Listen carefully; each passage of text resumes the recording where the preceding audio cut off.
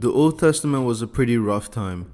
Back then, washing your ass wasn't a thing, infant mortality rate was 97%, and even worse, we had the mean girl version of God. This means despite being the supposed good guy, this version of God did a few things that were very much not good. Some could even say they were evil maybe. In this video, I'll be going over 5 times God did evil things.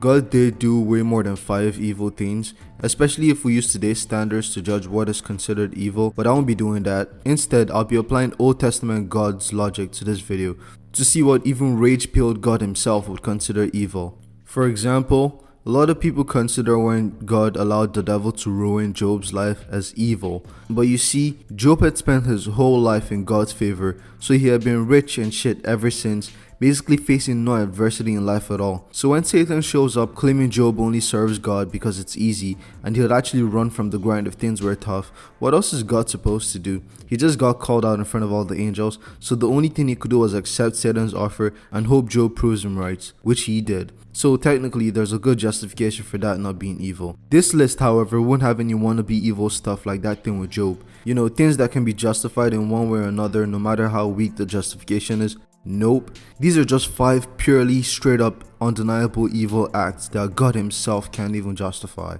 Firstly, we have the Tower of Babel. So just after God had rebooted the earth with a flood, humans began repopulating the earth again, and this time, they did it with 100+ chemistry. Everyone spoke the same language. This brought about peak kinship amongst everyone, as they all decided to work together to build a place for all of humanity to live, potentially solving homelessness and isolation for everyone. The one problem is, they decided to build this tower to be big enough to reach into heaven. God eventually intervened and made it so they wouldn't all speak the same language, and instead people started hearing random shit like arigato and guten tag next to them, so they all panicked and split.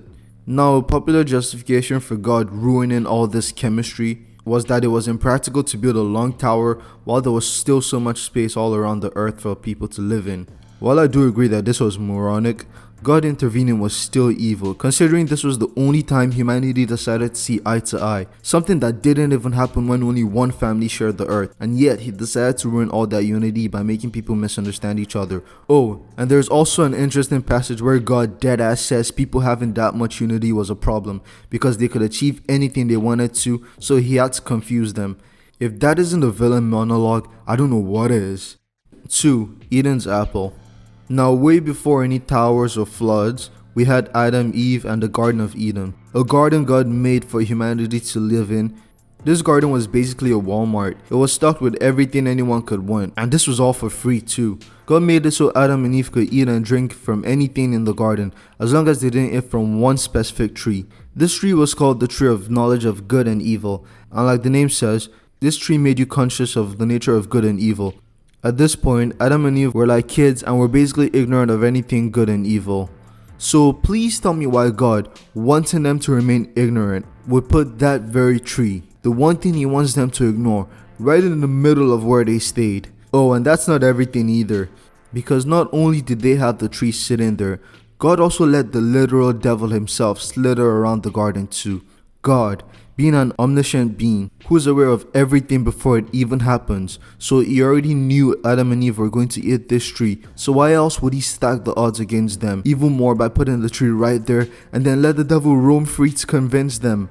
All of this just reeks of sabotage to me.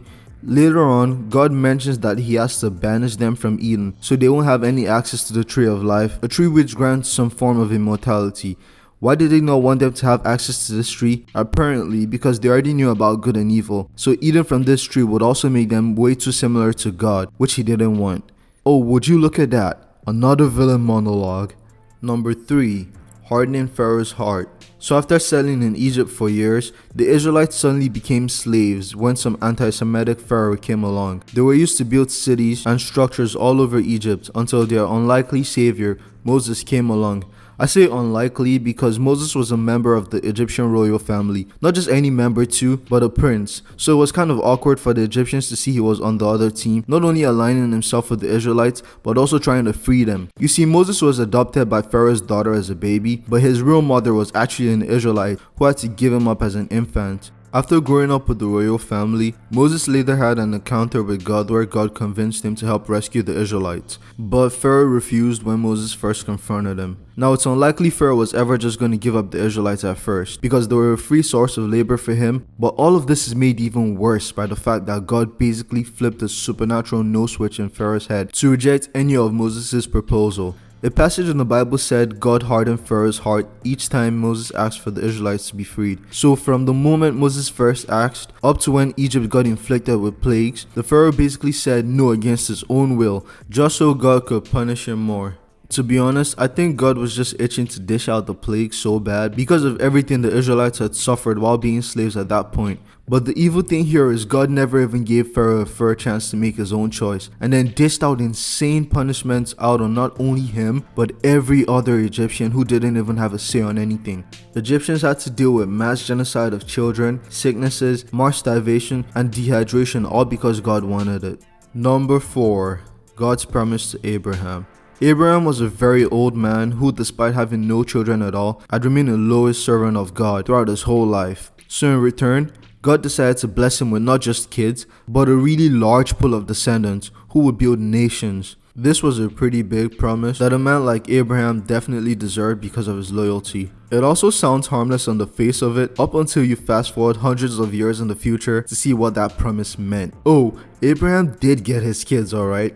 A whole nation of them, just like God promised. These descendants will be called the Israelites, and their nation will be in the land of Canaan. But for this to happen, the Israelites butchered and displaced millions of people in the region of Canaan. They killed men, women, and children of other cities indiscriminately as long as they didn't serve God. Most times, the Israelites didn't even give others an option to serve God. They just slaughtered everyone on sight. Turning the reward for one of your most loyal servants into one of the biggest acts of terrorism in the Bible is evil. Somehow, God turned a beautiful reward for one of his guys into impressively destructive acts of terrorism that ruined generations of people who didn't even do anything half the time. If that isn't evil, I don't know what else to call it.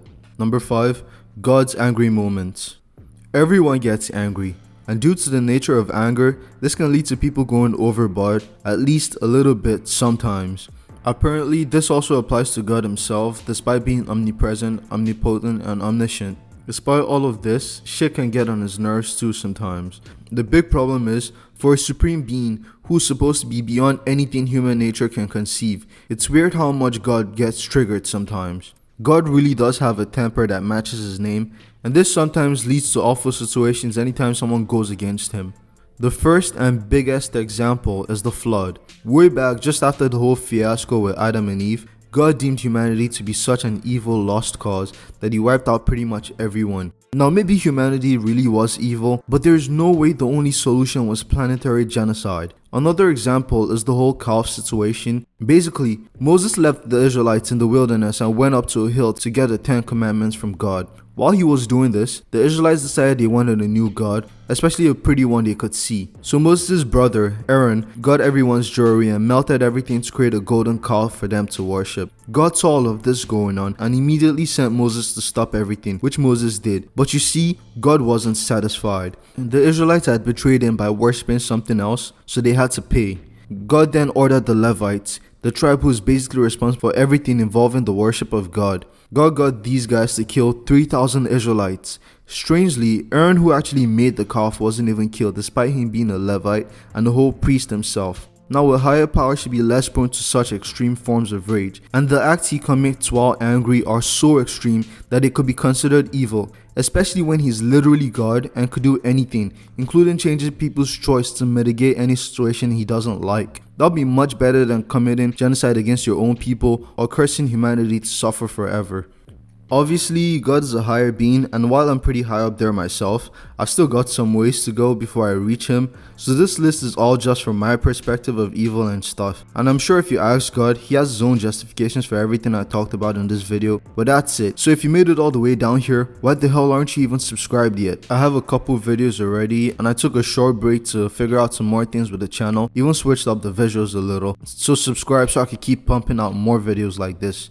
See you later.